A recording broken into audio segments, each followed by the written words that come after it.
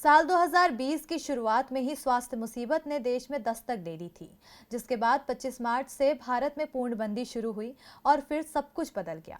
किसी ने नौकरी से हाथ धोया, किसी का कारोबार ही खत्म हो गया।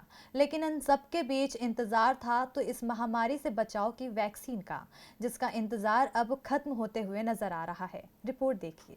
साल की शुरुआत से ही स्वास्थ्य मुसीबत ने दस्तक दे दी थी। वक्त बीतता गया और संक्रमितों की संख्या में बढ़ोतरी होती गई, जिसके बाद दुनिया में वैक्सीन को लेकर इंतजार किया जा रहा है। लेकिन भारत में इसे लेकर अब अच्छी खबर सामने आ रही है।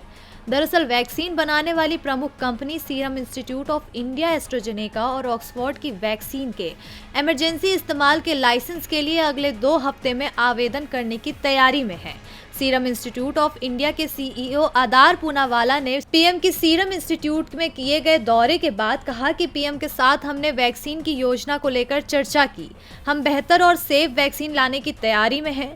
कंपनी अभी शुरुआत में वैक्सीन के आपातकालीन उपयोग के लाइसेंस के लिए आवेदन करने वाली है और 2 सप्ताह के अंदर ही हम ये आवेदन कर देंगे। हम भारत के दवा महानियंत्रण के समक्ष आधिकारिक रूप से आवेदन करने की प्रक्रिया में हैं। यह आवेदन हमारी वैक्सीन के अब तक के ट्रायल के बाद जो आंकड़े सामने आए हैं उस पर आधारित हैं।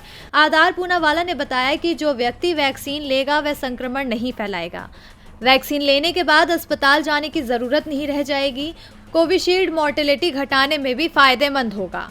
इससे हॉस्पिटलाइजेशन 0% होने की उम्मीद है। वैक्सीन शुरुआत में भारत में वितरित की जाएगी, उसके बाद हम अन्य कोवैक्स देशों की तरफ ध्यान देंगे, खासकर अफ्रीकी देशों पर। हमारी प्राथमिकता भारत है और कोवैक्स देश हैं। पूनावाला ने कहा कि अभी तय नहीं है कि सरकार कितने डोज खरीदेगी, लेकिन लगता है कि हेल्थ मिनिस्ट्री जुलाई तक 300 से 400 मिलियन डोज पर विचार कर रही है। डीबी लाइव की रिपोर्ट।